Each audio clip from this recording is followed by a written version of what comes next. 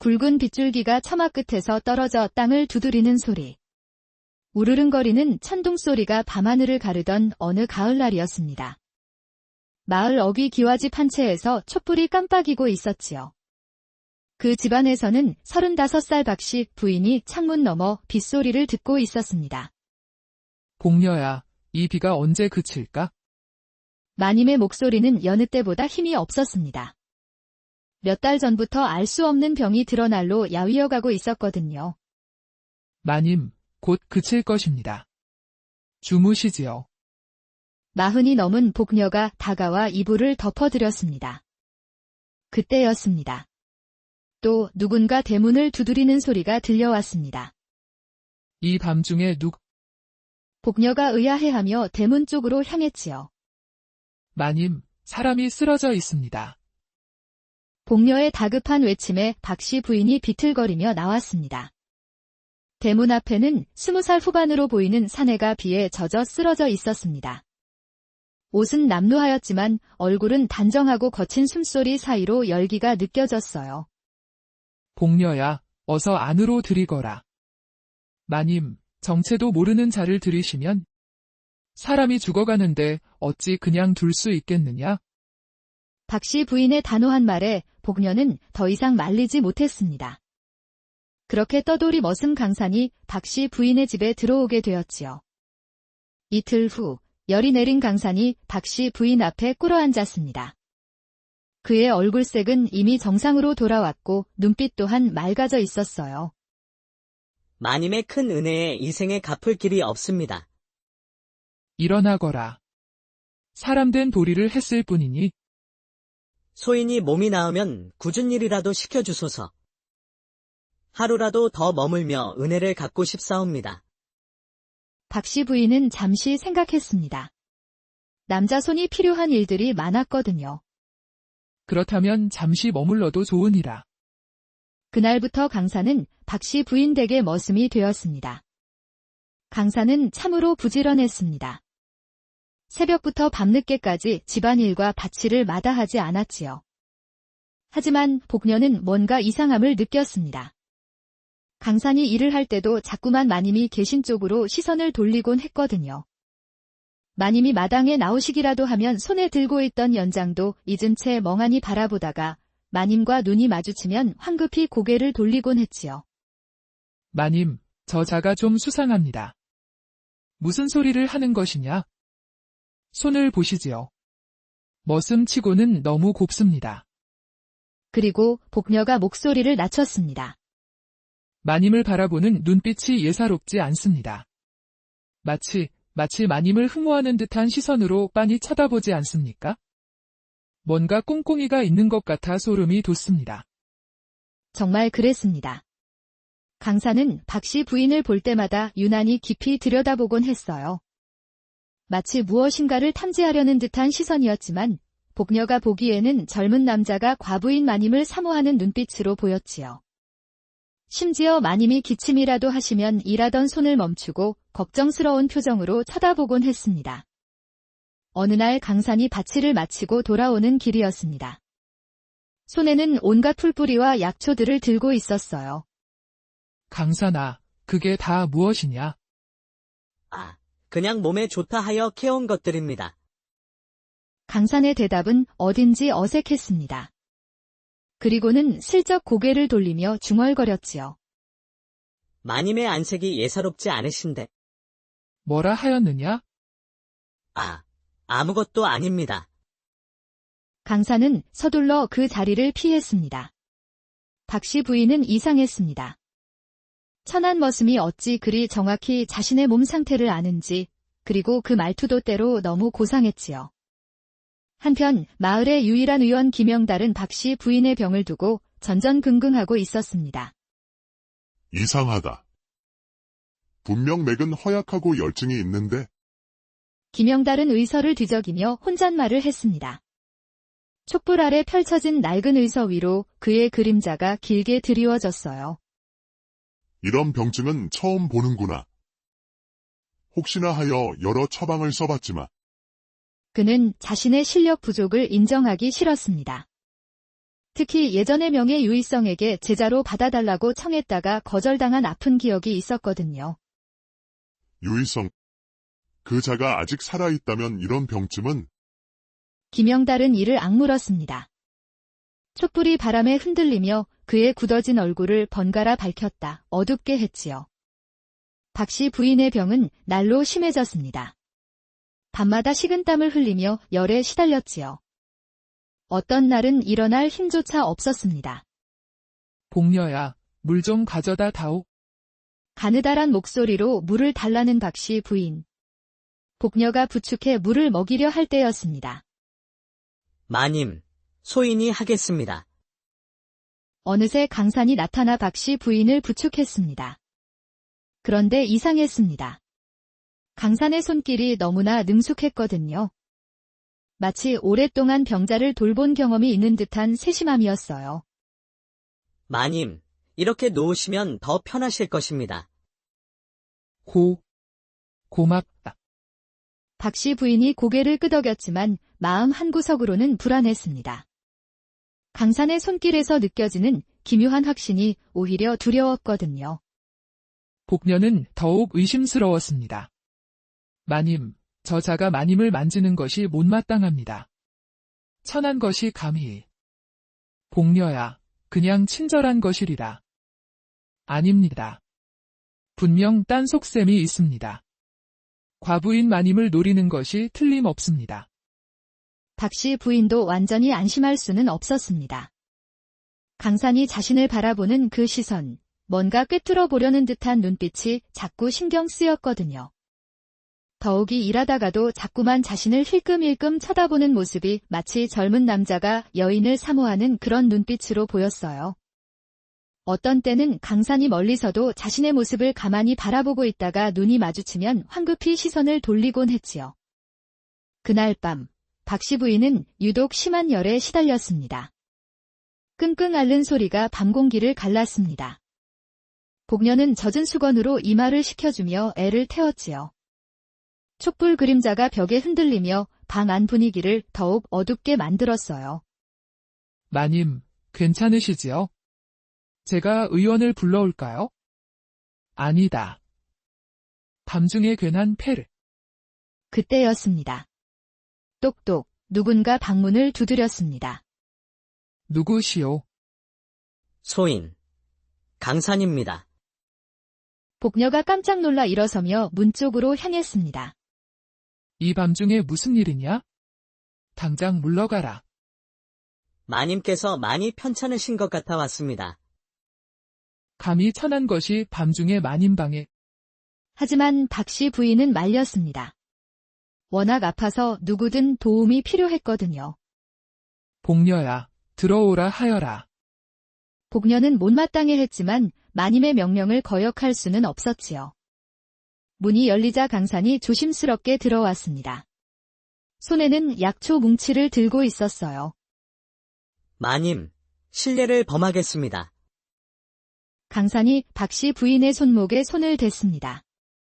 갑자기 이게 무슨 짓인가? 박씨 부인이 깜짝 놀라 손을 빼려 했지만 강산의 손길은 의외로 차분했습니다. 마치 의원이 맥을 짚는 것처럼 말이에요. 그의 손가락이 맥박을 짚는 모습이 너무나 자연스러웠지요. 마님, 맥이 매우 허합니다. 이 약초를 우려 드시면 감히 내가 무엇을 안다고. 복녀가 소리쳤지만 강산은 이미 부뚜막으로 향했습니다. 보글보글 약초 끓는 소리가 밤 공기에 퍼졌습니다. 은은한 약초 향기가 방 안을 감쌌지요. 마님, 이것을 드시지요. 강산이 약 그릇을 건넸습니다. 박씨 부인은 망설였습니다. 정체도 모르는 머슴이 끓인 약을 마셔도 될까요? 이것을 마시면 어찌 되는 것이냐? 편히 주무실 수 있을 것입니다. 강산의 목소리에는 묘한 확신이 담겨 있었습니다. 박씨 부인은 두려웠습니다. 혹시 이 약을 마시고 정신을 잃으면 강산이 무슨 짓을 할지. 하지만 너무 아팠습니다. 마님, 안 됩니다. 복녀가 만류했지만 박씨 부인은 약을 받아들였습니다. 내 몸이 이 지경인데 뭐가 더 나빠지겠느냐? 쓴맛이 입안에 퍼졌습니다. 하지만 이상하게도 몸이 따뜻해지며 편안해졌지요. 마님, 편히 주무시지요. 소인은 이만. 강산이 물러나려 할 때 박씨 부인의 눈꺼풀이 무거워졌습니다. 이대로 잠들면 안 될 것 같은데. 하지만 쏟아지는 졸음을 이길 수 없었습니다. 오랜만에 찾아온 평안함에 박씨 부인은 깊이 잠들었지요. 복녀는 밤새 마님 곁을 지켰습니다. 혹시나 강산이 나쁜 짓을 할까 봐서요. 다음 날 아침, 박씨 부인은 오랜만에 개운하게 잠에서 깼습니다. 이게 어찌 된 일이지? 식은땀도 없고 열도 내렸습니다. 몸이 한결 가벼웠지요. 마님, 어찌 이리 안색이 좋아지셨나요? 복녀도 놀랐습니다. 며칠 전까지만 해도 죽을 상이었는데 말이에요. 어젯밤 그 약이. 설마, 박씨 부인은 강산을 찾았습니다. 마당에서 장작을 패고 있던 강산이 고개를 들었어요. 도끼질하는 그의 모습은 힘차고 능숙했지만 어딘지 거친 일에 익숙하지 않은 듯한 어색함도 보였지요. 마님, 몸이 좀 어떠하십니까? 강산아, 어제 그 약은 대체 무엇이었느냐? 강산이 잠시 망설였습니다. 그냥 몸에 좋은 약초들을 우린 것입니다. 내가 어찌 그런 약초를 알고 있는 것이냐? 소인, 여기저기 떠돌며 이런저런 것들을 익혔습니다. 여전히 모호한 대답이었습니다. 하지만 박씨 부인은 더 이상 추궁하지 않았지요. 워낙 몸이 좋아졌거든요. 그날부터 강산은 매일 저녁 약을 끓여 가져다 주었습니다. 박씨 부인의 몸은 눈에 띄게 회복되어 갔어요. 며칠 후 저녁, 병세가 조금 나아진 박씨 부인이 툇마루에 앉아 달을 보고 있었습니다. 일을 마친 강산이 그 옆을 지나갔어요. 강산아, 잠시 앉아 보거라. 강산이 조용히 옆에 앉았습니다. 너는 가족이 없느냐? 어쩌다 이리 떠돌게 되었는지 물어도 되겠느냐? 있었습니다. 의술로 사람을 살리는 것을 천직으로 여기시던 할아버님과 따뜻한 분들이 계셨지요.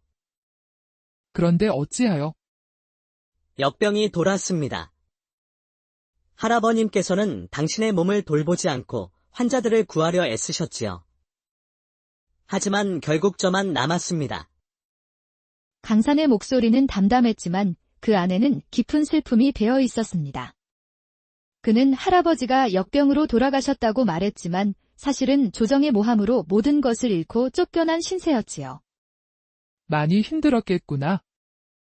마님께서 거두어 주시지 않았다면 소인은 어찌 되었을지 모릅니다. 그 순간 박씨 부인은 강산을 바라보는 자신의 마음이 변하는 것을 느꼈습니다. 의심보다는 연민이, 불안보다는 신뢰가 자리 잡기 시작했어요. 일주일 후 김영달 의원이 진맥을 하러 왔습니다. 아니, 마님. 이게 어찌 된 일입니까? 김영달이 당황했습니다. 맥이 완전히 달라져 있었거든요. 마님, 무슨 특별한 약이라도 드셨습니까? 아, 그냥 몸에 좋다는 약초를 좀. 무슨 약초 말입니까? 이렇게 급격히 좋아질 리가. 김영달은 믿을 수 없었습니다. 자신이 몇 달간 고치지 못한 병이 이렇게 쉽게 나을 리 없다고 생각했거든요. 혹시 약을 누가 지어 주었습니까? 집에 머물고 있는 머슴이. 머슴이요. 천한 머슴이 무슨 의술을. 김영달의 표정이 일그러졌습니다. 자신보다 떠돌이 머슴이 낫다는 것을 인정할 수 없었거든요. 분명 뭔가 수상한 일이 있을 것입니다. 저는 이 병이 호전될 리 없다고 확신했는데. 김영달은 석연치 않은 표정으로 돌아갔습니다. 하지만 그냥 돌아간 것은 아니었어요. 며칠 뒤, 김영달은 몰래 박씨 부인 댁 뒤편으로 갔습니다. 강산이 버린 약재 찌꺼기를 찾기 위해서였지요. 분명 뭔가 있을 것이다. 내가 고치지 못한 병을. 김영달은 약재 찌꺼기를 주워 자세히 살펴봤습니다. 하지만 이상했어요. 평범한 약재들이었는데 이런 구성으로 그런 효과가 난리 없었거든요. 이게 뭐냐? 당귀, 백작약은 알겠는데. 이 약재는 뭐지? 처음 보는 조합인데. 자신의 지식으로는 해석할 수 없는 약재 조합에 김영달은 더욱 초조해졌습니다. 질투심과 열등감이 가슴속에서 부글부글 끓어올랐어요. 분명 뭔가 수상한 일이 있을 것이다. 마을 사람들도 박씨 부인의 회복을 보고 놀랐습니다. 아니, 죽을 상이던 박씨 부인이 어찌 저리 건강해졌나? 듣자니 집에 머슴을 들였다던데. 머슴. 그게 무슨 상관이? 젊은 과부의 젊은 머슴. 뭔가 있는 건 아니겠나? 수군거리는 소리가 박씨 부인의 귀에도 들렸습니다. 하지만 몸이 건강해진 것이 너무 고마워서 신경 쓰지 않았지요. 마님, 아무리 생각해도 이상합니다. 저 자가 마님께 약을 가져다 줄 때마다 방에서 한참을 머무르지 않습니까? 치료를 해주는 것이 아니겠느냐? 정말 치료만 하는 것일까요? 혹시 복녀는 말을 끝내지 못했습니다. 하지만 의미는 분명했지요. 박씨 부인도 때때로 불안했습니다. 강산이 약을 가져다 줄 때의 그 진지한 표정. 마치 자신의 몸을 너무 잘 아는 것 같은 모습이 오히려 두려웠거든요. 한 달이 지나자 박씨 부인은 완전히 건강을 되찾았습니다. 김영달은 더욱 초조해졌습니다. 내가 고치지 못한 병을 떠돌이 머슴이. 말이 되는가? 어느 날 밤, 김영달은 참을 수 없어 박씨 부인의 집으로 향했습니다. 분명 수상한 일이 벌어지고 있을 것이다. 김영달은 대문 틈으로 안을 엿보았습니다. 마침 강산이 약 그릇을 들고 박씨 부인의 방으로 들어가는 모습이 보였지요. 천한 머슴이 이 밤중에 양반 마님의 방에 들어간다니. 김영달은 숨을 죽이고 기다렸습니다. 한 시즌쯤 지나자 강산이 방에서 나왔어요. 이런 불경한. 더러운 짓거리를 하고 있었구나. 김영달은 급히 대문을 열고 들어갔습니다. 거기 서라. 갑작스러운 외침에 강산이 놀라 돌아봤습니다. 의원님, 이 밤중에 무슨 일로? 무슨 일이냐고. 감히 천한 것이 양반 마님을 농락하다니. 농락이라니 무슨 말씀을? 변명 말라. 내가 다 보았다. 마님 방에 들락거리는 것을. 김영달의 고함 소리에 박씨 부인과 복녀가 나왔습니다. 촛불을 든 복녀의 손이 떨려 그림자가 흔들렸어요. 의원님, 무슨 일입니까? 마님, 이 자의 정체를 아십니까? 분명 마님을 노린 불량한 자입니다. 그리고 아무리 몸이 안 좋다고 한들 천한 것과 한 방에 계시다니요. 그런 말씀을. 제가 고치지 못한 병을 어찌 떠돌이가 고칠 수 있습니까? 분명 마님과 부정한 관계를 맺고 있는 것입니다. 박씨 부인의 얼굴이 새하얘졌습니다. 의원님, 그런 말씀은 당장 관아에 고발하겠습니다. 양반가의 명예를 더럽힌 죄로. 김영달은 소매를 휘휘 저으며 나가버렸습니다. 그 자리에 남은 세 사람은 말이 없었습니다. 박씨 부인은 강산을 바라봤지만 강산은 고개만 숙이고 있었지요. 다음 날 새벽, 관아의 포졸들이 들이닥쳤습니다. 강산이라는 자, 어디 있느냐? 관아의 명에 의해 체포한다. 강산은 저항하지 않고 순순히 끌려갔습니다. 박씨 부인은 뒤따라 관아로 달려갔지요. 관아에서는 이미 김영달이 기다리고 있었습니다. 사또님, 저 자가 양반 마님과 간통을 저질렀습니다. 위험 있는 사도가 높은 자리에 앉아 내려다봤습니다. 박씨 부인, 이 자와 무슨 관계인가? 사또님, 그저 머슴으로 부리고 있을 뿐입니다. 그런데 왜 밤마다 자네 방에 드나들었다 하는가? 박씨 부인은 당황했습니다. 강산이 치료를 해주었다고 하면 믿어줄까요? 그것은 마님이 병들어 계셔서 약을 지어다 드린 것뿐입니다. 약. 떠돌이 머슴이 무엇을 안다고 약을 지었다는 것인가? 김영달이 비웃었습니다. 사또님, 떠돌이 주제의 의수를 안다니 말이나 됩니까? 분명 마님을 꿰어낸 것입니다. 사또도 고개를 끄덕였습니다. 그렇다. 천한 머슴이 무슨 의수를 안다는 것인가?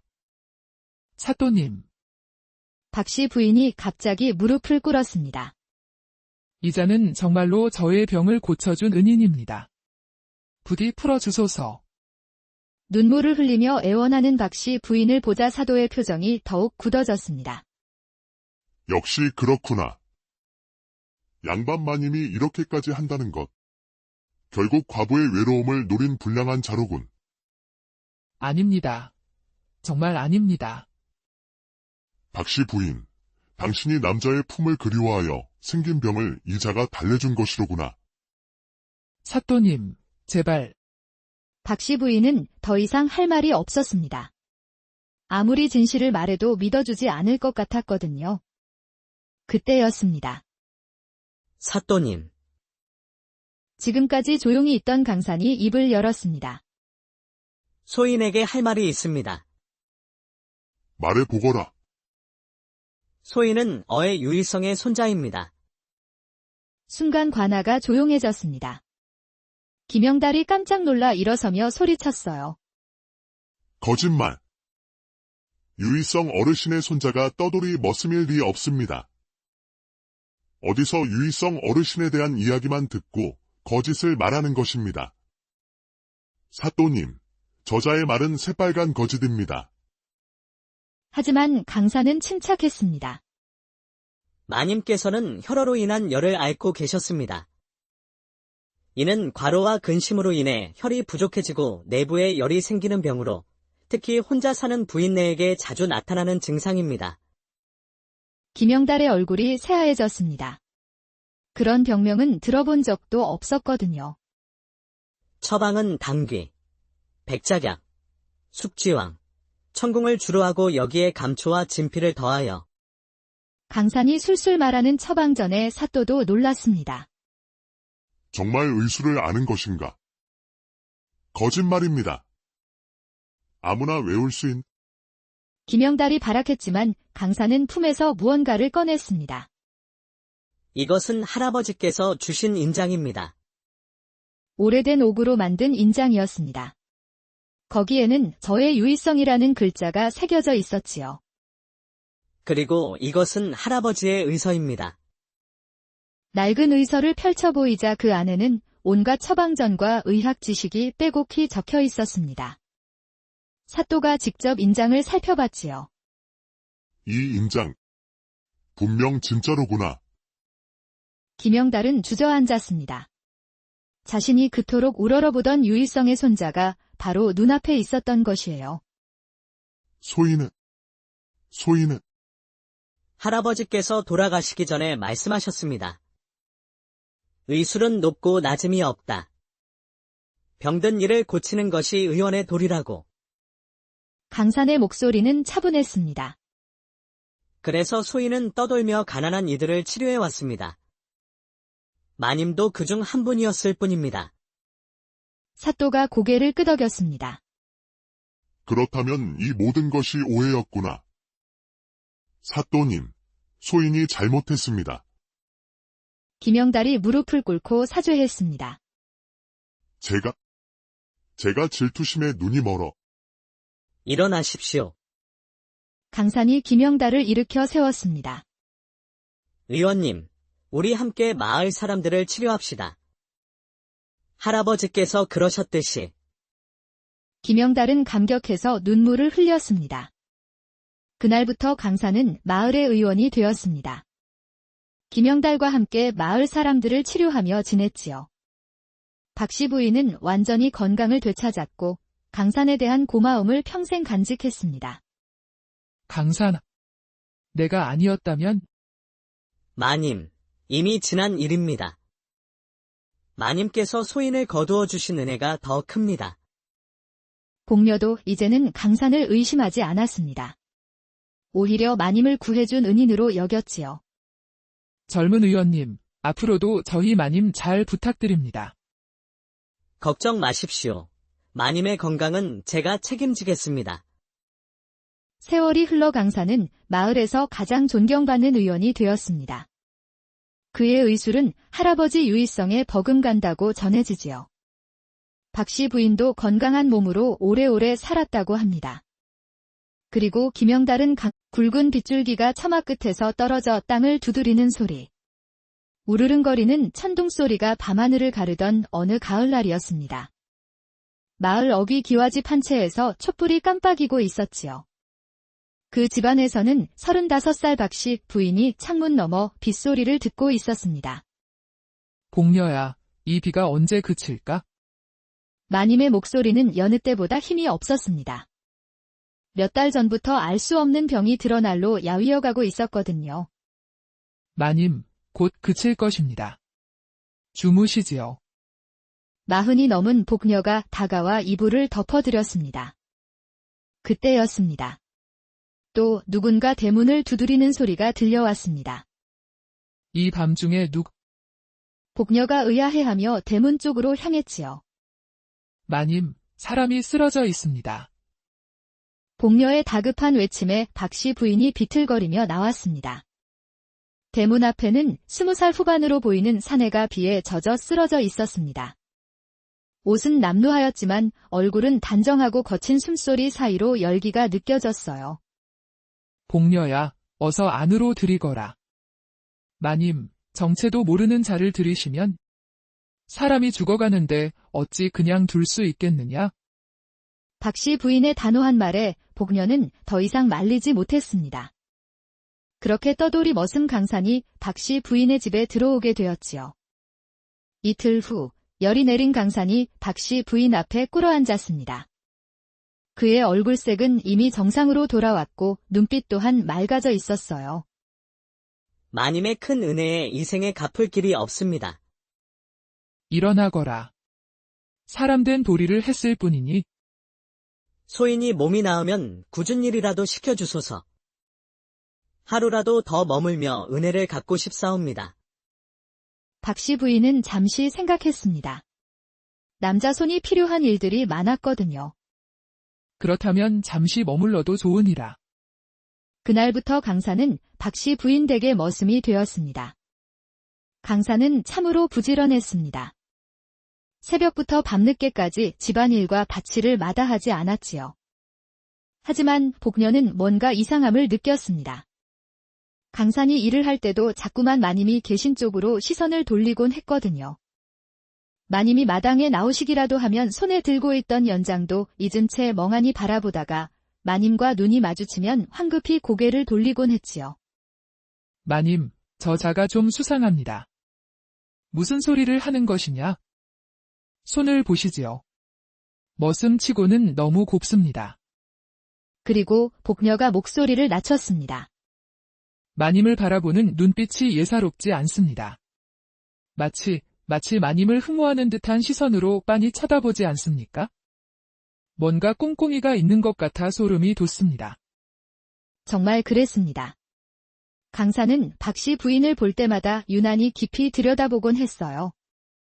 마치 무엇인가를 탐지하려는 듯한 시선이었지만 복녀가 보기에는 젊은 남자가 과부인 마님을 사모하는 눈빛으로 보였지요.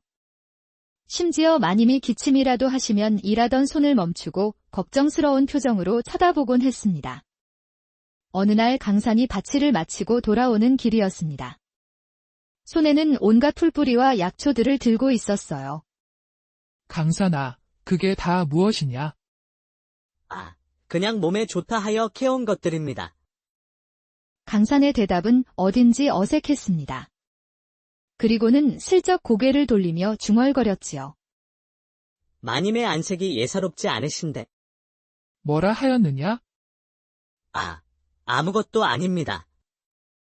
강산은 서둘러 그 자리를 피했습니다. 박씨 부인은 이상했습니다. 천한 머슴이 어찌 그리 정확히 자신의 몸 상태를 아는지, 그리고 그 말투도 때로 너무 고상했지요. 한편 마을의 유일한 의원 김영달은 박씨 부인의 병을 두고 전전긍긍하고 있었습니다. 이상하다. 분명 맥은 허약하고 열증이 있는데 김영달은 의서를 뒤적이며 혼잣말을 했습니다. 촛불 아래 펼쳐진 낡은 의서 위로 그의 그림자가 길게 드리워졌어요. 이런 병증은 처음 보는구나. 혹시나 하여 여러 처방을 써봤지만 그는 자신의 실력 부족을 인정하기 싫었습니다. 특히 예전에 명예 유의성에게 제자로 받아달라고 청했다가 거절당한 아픈 기억이 있었거든요. 유의성, 그 자가 아직 살아있다면 이런 병쯤은 김영달은 이를 악물었습니다. 촛불이 바람에 흔들리며 그의 굳어진 얼굴을 번갈아 밝혔다 어둡게 했지요. 박씨 부인의 병은 날로 심해졌습니다. 밤마다 식은땀을 흘리며 열에 시달렸지요. 어떤 날은 일어날 힘조차 없었습니다. 복녀야, 물 좀 가져다 다오. 가느다란 목소리로 물을 달라는 박씨 부인. 복녀가 부축해 물을 먹이려 할 때였습니다. 마님, 소인이 하겠습니다. 어느새 강산이 나타나 박씨 부인을 부축했습니다. 그런데 이상했습니다. 강산의 손길이 너무나 능숙했거든요. 마치 오랫동안 병자를 돌본 경험이 있는 듯한 세심함이었어요. 마님, 이렇게 놓으시면 더 편하실 것입니다. 고맙다. 박씨 부인이 고개를 끄덕였지만 마음 한구석으로는 불안했습니다. 강산의 손길에서 느껴지는 기묘한 확신이 오히려 두려웠거든요. 복녀는 더욱 의심스러웠습니다. 마님, 저 자가 마님을 만지는 것이 못마땅합니다. 천한 것이 감히. 복녀야, 그냥 친절한 것이리라. 아닙니다. 분명 딴 속셈이 있습니다. 과부인 마님을 노리는 것이 틀림없습니다. 박씨 부인도 완전히 안심할 수는 없었습니다. 강산이 자신을 바라보는 그 시선, 뭔가 꿰뚫어 보려는 듯한 눈빛이 자꾸 신경 쓰였거든요. 더욱이 일하다가도 자꾸만 자신을 힐끔힐끔 쳐다보는 모습이 마치 젊은 남자가 여인을 사모하는 그런 눈빛으로 보였어요. 어떤 때는 강산이 멀리서도 자신의 모습을 가만히 바라보고 있다가 눈이 마주치면 황급히 시선을 돌리곤 했지요. 그날 밤, 박씨 부인은 유독 심한 열에 시달렸습니다. 끙끙 앓는 소리가 밤 공기를 갈랐습니다.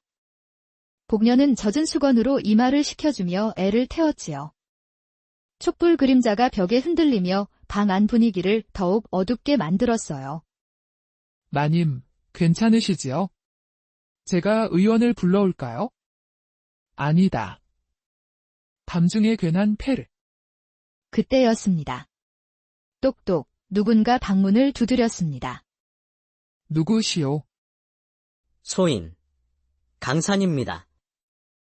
복녀가 깜짝 놀라 일어서며 문 쪽으로 향했습니다. 이 밤중에 무슨 일이냐? 당장 물러가라. 마님께서 많이 편찮으신 것 같아 왔습니다. 감히 천한 것이 밤중에 마님 방에. 하지만 박씨 부인은 말렸습니다. 워낙 아파서 누구든 도움이 필요했거든요. 복녀야, 들어오라 하여라. 복녀는 못마땅해 했지만 마님의 명령을 거역할 수는 없었지요. 문이 열리자 강산이 조심스럽게 들어왔습니다. 손에는 약초 뭉치를 들고 있었어요. 마님, 실례를 범하겠습니다. 강산이 박씨 부인의 손목에 손을 댔습니다. 갑자기 이게 무슨 짓인가? 박씨 부인이 깜짝 놀라 손을 빼려 했지만 강산의 손길은 의외로 차분했습니다. 마치 의원이 맥을 짚는 것처럼 말이에요. 그의 손가락이 맥박을 짚는 모습이 너무나 자연스러웠지요. 마님, 맥이 매우 허합니다. 이 약초를 우려 드시면 감히 내가 무엇을 안다고. 복녀가 소리쳤지만 강산은 이미 부뚜막으로 향했습니다. 보글보글 약초 끓는 소리가 밤 공기에 퍼졌습니다. 은은한 약초 향기가 방 안을 감쌌지요. 마님, 이것을 드시지요. 강산이 약 그릇을 건넸습니다. 박씨 부인은 망설였습니다. 정체도 모르는 머슴이 끓인 약을 마셔도 될까요? 이것을 마시면 어찌 되는 것이냐? 편히 주무실 수 있을 것입니다. 강산의 목소리에는 묘한 확신이 담겨 있었습니다. 박씨 부인은 두려웠습니다. 혹시 이 약을 마시고 정신을 잃으면 강산이 무슨 짓을 할지. 하지만 너무 아팠습니다. 마님, 안 됩니다. 복녀가 만류했지만 박씨 부인은 약을 받아들였습니다. 내 몸이 이 지경인데 뭐가 더 나빠지겠느냐? 쓴맛이 입안에 퍼졌습니다. 하지만 이상하게도 몸이 따뜻해지며 편안해졌지요. 마님, 편히 주무시지요. 소인은 이만. 강산이 물러나려 할 때 박씨 부인의 눈꺼풀이 무거워졌습니다. 이대로 잠들면 안 될 것 같은데. 하지만 쏟아지는 졸음을 이길 수 없었습니다. 오랜만에 찾아온 평안함에 박씨 부인은 깊이 잠들었지요. 복녀는 밤새 마님 곁을 지켰습니다. 혹시나 강산이 나쁜 짓을 할까 봐서요. 다음 날 아침, 박씨 부인은 오랜만에 개운하게 잠에서 깼습니다. 이게 어찌 된 일이지? 식은땀도 없고 열도 내렸습니다. 몸이 한결 가벼웠지요. 마님, 어찌 이리 안색이 좋아지셨나요? 복녀도 놀랐습니다.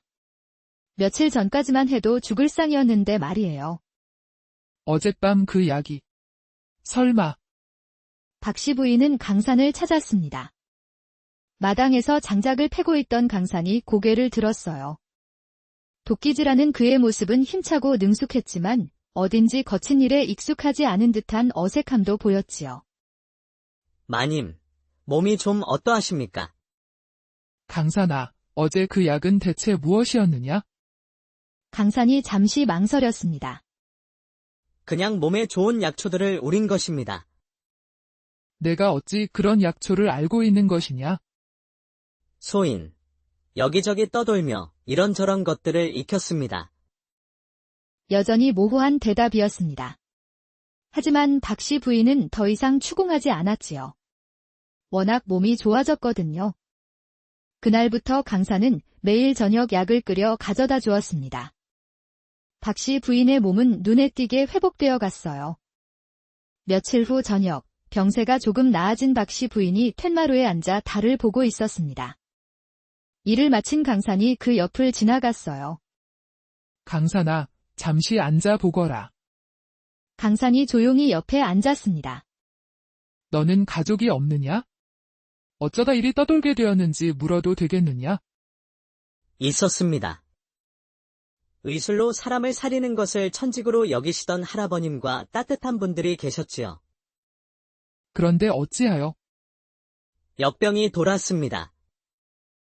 할아버님께서는 당신의 몸을 돌보지 않고 환자들을 구하려 애쓰셨지요.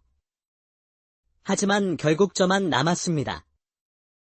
강산의 목소리는 담담했지만 그 안에는 깊은 슬픔이 배어 있었습니다. 그는 할아버지가 역병으로 돌아가셨다고 말했지만 사실은 조정의 모함으로 모든 것을 잃고 쫓겨난 신세였지요. 많이 힘들었겠구나. 마님께서 거두어 주시지 않았다면 소인은 어찌 되었을지 모릅니다. 그 순간 박씨 부인은 강산을 바라보는 자신의 마음이 변하는 것을 느꼈습니다. 의심보다는 연민이, 불안보다는 신뢰가 자리 잡기 시작했어요. 일주일 후, 김영달 의원이 진맥을 하러 왔습니다. 아니, 마님. 이게 어찌 된 일입니까? 김영달이 당황했습니다. 맥이 완전히 달라져 있었거든요. 마님, 무슨 특별한 약이라도 드셨습니까? 아, 그냥 몸에 좋다는 약초를 좀. 무슨 약초 말입니까? 이렇게 급격히 좋아질 리가. 김영달은 믿을 수 없었습니다. 자신이 몇 달간 고치지 못한 병이 이렇게 쉽게 나을 리 없다고 생각했거든요. 혹시 약을 누가 지어 주었습니까? 집에 머물고 있는 머슴이. 머슴이요. 천한 머슴이 무슨 의술을. 김영달의 표정이 일그러졌습니다. 자신보다 떠돌이 머슴이 낫다는 것을 인정할 수 없었거든요. 분명 뭔가 수상한 일이 있을 것입니다. 저는 이 병이 호전될 리 없다고 확신했는데, 김영달은 석연치 않은 표정으로 돌아갔습니다. 하지만 그냥 돌아간 것은 아니었어요. 며칠 뒤, 김영달은 몰래 박씨 부인 댁 뒤편으로 갔습니다. 강산이 버린 약재 찌꺼기를 찾기 위해서였지요. 분명 뭔가 있을 것이다. 내가 고치지 못한 병을 김영달은 약재 찌꺼기를 주워 자세히 살펴봤습니다. 하지만 이상했어요. 평범한 약재들이었는데 이런 구성으로 그런 효과가 날 리 없었거든요. 이게 뭐냐? 당귀, 백작약은 알겠는데, 이 약재는 뭐지? 처음 보는 조합인데, 자신의 지식으로는 해석할 수 없는 약재 조합에 김영달은 더욱 초조해졌습니다. 질투심과 열등감이 가슴속에서 부글부글 끓어올랐어요. 분명 뭔가 수상한 일이 있을 것이다. 마을 사람들도 박씨 부인의 회복을 보고 놀랐습니다. 아니, 죽을 상이던 박씨 부인이 어찌 저리 건강해졌나? 듣자니 집에 머슴을 들였다던데. 머슴. 그게 무슨 상관이? 젊은 과부의 젊은 머슴. 뭔가 있는 건 아니겠나? 수군거리는 소리가 박씨 부인의 귀에도 들렸습니다. 하지만 몸이 건강해진 것이 너무 고마워서 신경 쓰지 않았지요. 마님, 아무리 생각해도 이상합니다. 저 자가 마님께 약을 가져다 줄 때마다 방에서 한참을 머무르지 않습니까? 치료를 해주는 것이 아니겠느냐? 정말 치료만 하는 것일까요? 혹시 복녀는 말을 끝내지 못했습니다. 하지만 의미는 분명했지요. 박씨 부인도 때때로 불안했습니다. 강산이 약을 가져다 줄 때의 그 진지한 표정. 마치 자신의 몸을 너무 잘 아는 것 같은 모습이 오히려 두려웠거든요. 한 달이 지나자 박씨 부인은 완전히 건강을 되찾았습니다. 김영달은 더욱 초조해졌습니다. 내가 고치지 못한 병을 떠돌이 머슴이. 말이 되는가? 어느 날 밤, 김영달은 참을 수 없어 박씨 부인의 집으로 향했습니다. 분명 수상한 일이 벌어지고 있을 것이다. 김영달은 대문 틈으로 안을 엿보았습니다. 마침 강산이 약 그릇을 들고 박씨 부인의 방으로 들어가는 모습이 보였지요. 천한 머슴이 이 밤중에 양반 마님의 방에 들어간다니. 김영달은 숨을 죽이고 기다렸습니다. 한 시즌쯤 지나자 강산이 방에서 나왔어요. 이런 불경한, 더러운 짓거리를 하고 있었구나. 김영달은 급히 대문을 열고 들어갔습니다. 거기 서라. 갑작스러운 외침에 강산이 놀라 돌아봤습니다. 의원님, 이 밤중에 무슨 일로? 무슨 일이냐고. 감히 천한 것이 양반 마님을 농락하다니. 농락이라니 무슨 말씀을? 변명 말라. 내가 다 보았다. 마님 방에 들락거리는 것을. 김영달의 고함 소리에 박씨 부인과 복녀가 나왔습니다. 촛불을 든 복녀의 손이 떨려 그림자가 흔들렸어요. 의원님, 무슨 일입니까? 마님, 이 자의 정체를 아십니까? 분명 마님을 노린 불량한 자입니다. 그리고 아무리 몸이 안 좋다고 한들 천한 것과 한 방에 계시다니요. 그런 말씀을. 제가 고치지 못한 병을 어찌 떠돌이가 고칠 수 있습니까? 분명 마님과 부정한 관계를 맺고 있는 것입니다. 박씨 부인의 얼굴이 새하얘졌습니다. 의원님, 그런 말씀은 당장 관아에 고발하겠습니다. 양반가의 명예를 더럽힌 죄로. 김영달은 소매를 휘휘 저으며 나가버렸습니다. 그 자리에 남은 세 사람은 말이 없었습니다. 박씨 부인은 강산을 바라봤지만 강산은 고개만 숙이고 있었지요. 다음 날 새벽, 관아의 포졸들이 들이닥쳤습니다. 강산이라는 자, 어디 있느냐? 관아의 명에 의해 체포한다. 강산은 저항하지 않고 순순히 끌려갔습니다. 박씨 부인은 뒤따라 관아로 달려갔지요. 관아에서는 이미 김영달이 기다리고 있었습니다. 사또님, 저 자가 양반 마님과 간통을 저질렀습니다. 위험 있는 사도가 높은 자리에 앉아 내려다봤습니다. 박씨 부인, 이자와 무슨 관계인가? 사또님, 그저 머슴으로 부리고 있을 뿐입니다. 그런데 왜 밤마다 자네 방에 드나들었다 하는가? 박씨 부인은 당황했습니다. 강산이 치료를 해주었다고 하면 믿어줄까요? 그것은 마님이 병들어 계셔서 약을 지어다 드린 것뿐입니다. 약. 떠돌이 머슴이 무엇을 안다고 약을 지었다는 것인가? 김영달이 비웃었습니다. 사또님, 떠돌이 주제의 의수를 안다니 말이나 됩니까? 분명 마님을 꿰어낸 것입니다. 사또도 고개를 끄덕였습니다. 그렇다. 천한 머슴이 무슨 의수를 안다는 것인가? 사또님, 박씨 부인이 갑자기 무릎을 꿇었습니다. 이자는 정말로 저의 병을 고쳐준 은인입니다. 부디 풀어주소서. 눈물을 흘리며 애원하는 박씨 부인을 보자 사도의 표정이 더욱 굳어졌습니다. 역시 그렇구나. 양반 마님이 이렇게까지 한다는 것. 결국 과부의 외로움을 노린 불량한 자로군. 아닙니다. 정말 아닙니다. 박씨 부인, 당신이 남자의 품을 그리워하여 생긴 병을 이자가 달래준 것이로구나. 사또님, 제발. 박씨 부인은 더 이상 할 말이 없었습니다. 아무리 진실을 말해도 믿어주지 않을 것 같았거든요. 그때였습니다.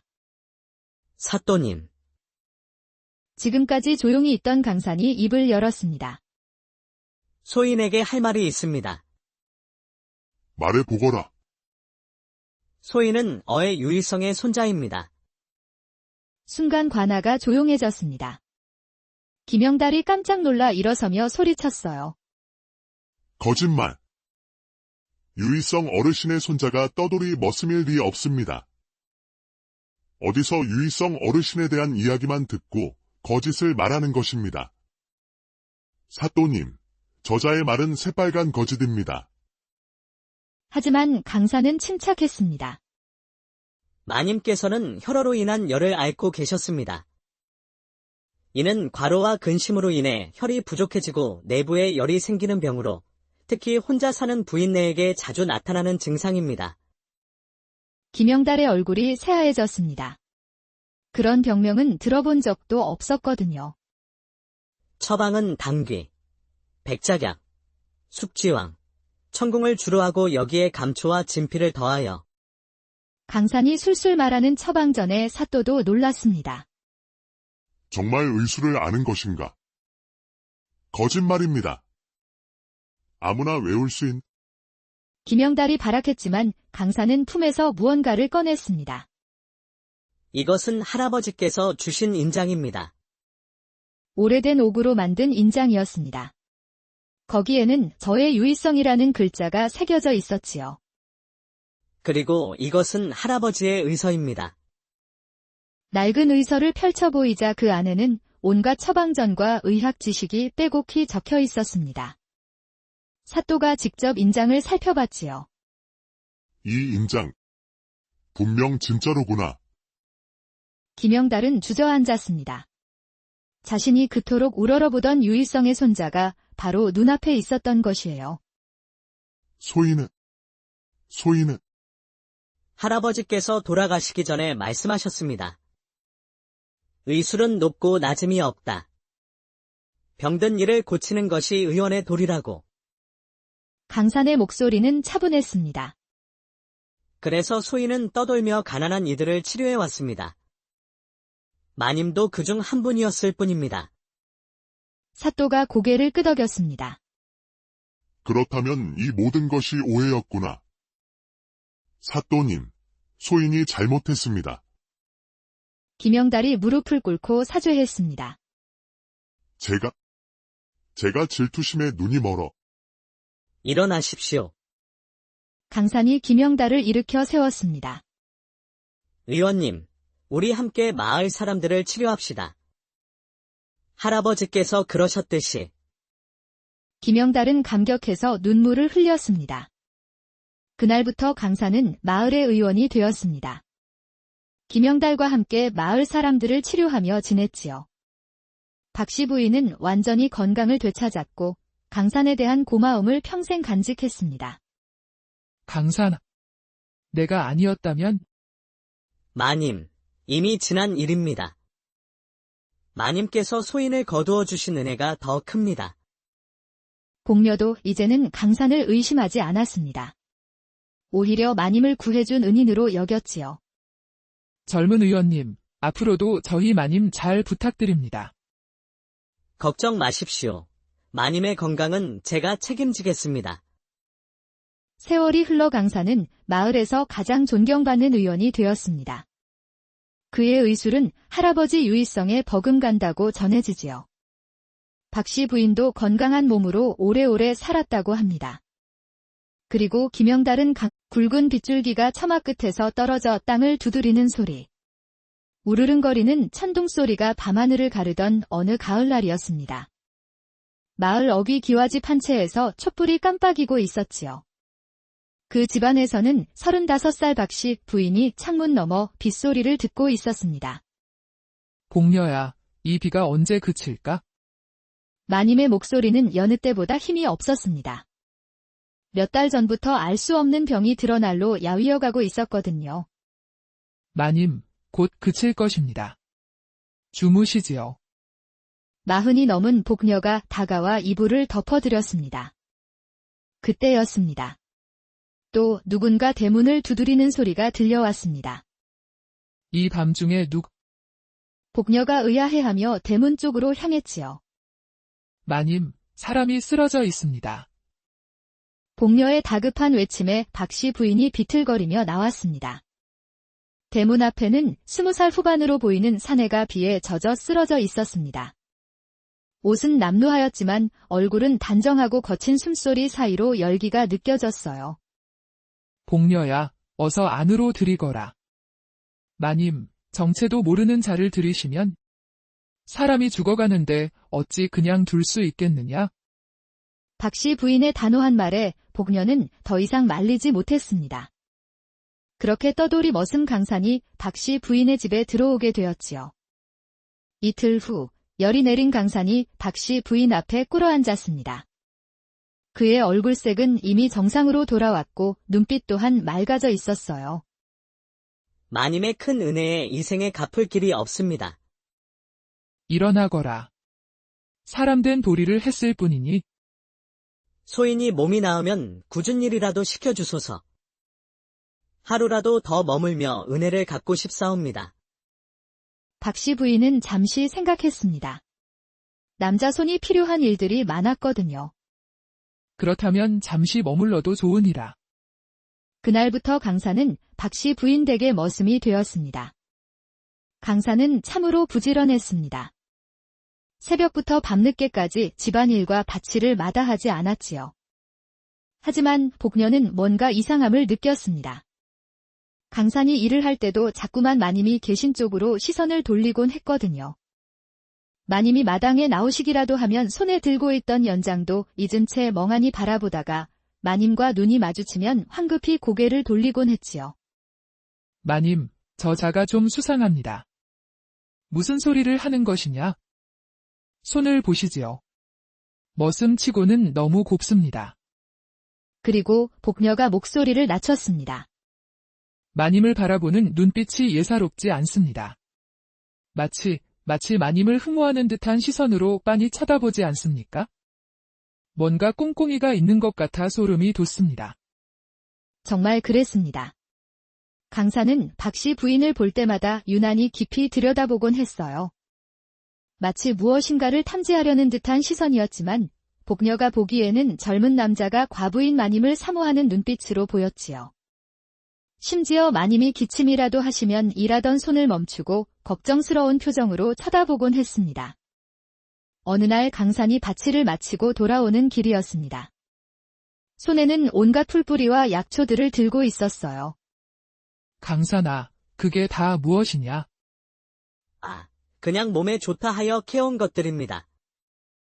강산의 대답은 어딘지 어색했습니다. 그리고는 슬쩍 고개를 돌리며 중얼거렸지요. 마님의 안색이 예사롭지 않으신데. 뭐라 하였느냐? 아무것도 아닙니다.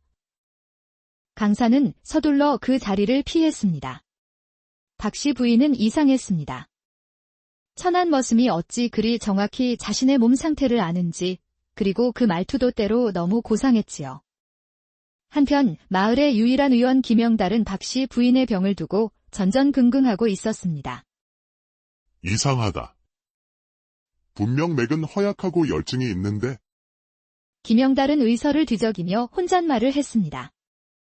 촛불 아래 펼쳐진 낡은 의서 위로 그의 그림자가 길게 드리워졌어요. 이런 병증은 처음 보는구나. 혹시나 하여 여러 처방을 써봤지만 그는 자신의 실력 부족을 인정하기 싫었습니다. 특히 예전에 명예 유의성에게 제자로 받아달라고 청했다가 거절당한 아픈 기억이 있었거든요. 유의성, 그 자가 아직 살아있다면 이런 병쯤은 김영달은 이를 악물었습니다. 촛불이 바람에 흔들리며 그의 굳어진 얼굴을 번갈아 밝혔다 어둡게 했지요. 박씨 부인의 병은 날로 심해졌습니다. 밤마다 식은땀을 흘리며 열에 시달렸지요. 어떤 날은 일어날 힘조차 없었습니다. 복녀야, 물 좀 가져다 다오. 가느다란 목소리로 물을 달라는 박씨 부인. 복녀가 부축해 물을 먹이려 할 때였습니다. 마님, 소인이 하겠습니다. 어느새 강산이 나타나 박씨 부인을 부축했습니다. 그런데 이상했습니다. 강산의 손길이 너무나 능숙했거든요. 마치 오랫동안 병자를 돌본 경험이 있는 듯한 세심함이었어요. 마님, 이렇게 놓으시면 더 편하실 것입니다. 고맙다. 박씨 부인이 고개를 끄덕였지만 마음 한구석으로는 불안했습니다. 강산의 손길에서 느껴지는 기묘한 확신이 오히려 두려웠거든요. 복녀는 더욱 의심스러웠습니다. 마님, 저 자가 마님을 만지는 것이 못마땅합니다. 천한 것이 감히. 복녀야, 그냥 친절한 것이리라. 아닙니다. 분명 딴 속셈이 있습니다. 과부인 마님을 노리는 것이 틀림없습니다. 박씨 부인도 완전히 안심할 수는 없었습니다. 강산이 자신을 바라보는 그 시선, 뭔가 꿰뚫어 보려는 듯한 눈빛이 자꾸 신경 쓰였거든요. 더욱이 일하다가도 자꾸만 자신을 힐끔힐끔 쳐다보는 모습이 마치 젊은 남자가 여인을 사모하는 그런 눈빛으로 보였어요. 어떤 때는 강산이 멀리서도 자신의 모습을 가만히 바라보고 있다가 눈이 마주치면 황급히 시선을 돌리곤 했지요. 그날 밤, 박씨 부인은 유독 심한 열에 시달렸습니다. 끙끙 앓는 소리가 밤 공기를 갈랐습니다. 복녀는 젖은 수건으로 이마를 식혀주며 애를 태웠지요. 촛불 그림자가 벽에 흔들리며 방 안 분위기를 더욱 어둡게 만들었어요. 마님, 괜찮으시지요? 제가 의원을 불러올까요? 아니다. 밤중에 괜한 패를. 그때였습니다. 똑똑, 누군가 방문을 두드렸습니다. 누구시오? 소인, 강산입니다. 복녀가 깜짝 놀라 일어서며 문 쪽으로 향했습니다. 이 밤중에 무슨 일이냐? 당장 물러가라. 마님께서 많이 편찮으신 것 같아 왔습니다. 감히 천한 것이 밤중에 마님 방에. 하지만 박씨 부인은 말렸습니다. 워낙 아파서 누구든 도움이 필요했거든요. 복녀야, 들어오라 하여라. 복녀는 못마땅해 했지만 마님의 명령을 거역할 수는 없었지요. 문이 열리자 강산이 조심스럽게 들어왔습니다. 손에는 약초 뭉치를 들고 있었어요. 마님, 실례를 범하겠습니다. 강산이 박씨 부인의 손목에 손을 댔습니다. 갑자기 이게 무슨 짓인가? 박씨 부인이 깜짝 놀라 손을 빼려 했지만 강산의 손길은 의외로 차분했습니다. 마치 의원이 맥을 짚는 것처럼 말이에요. 그의 손가락이 맥박을 짚는 모습이 너무나 자연스러웠지요. 마님, 맥이 매우 허합니다. 이 약초를 우려 드시면 감히 내가 무엇을 안다고. 복녀가 소리쳤지만 강사는 이미 부뚜막으로 향했습니다. 보글보글 약초 끓는 소리가 밤 공기에 퍼졌습니다. 은은한 약초 향기가 방 안을 감쌌지요. 마님, 이것을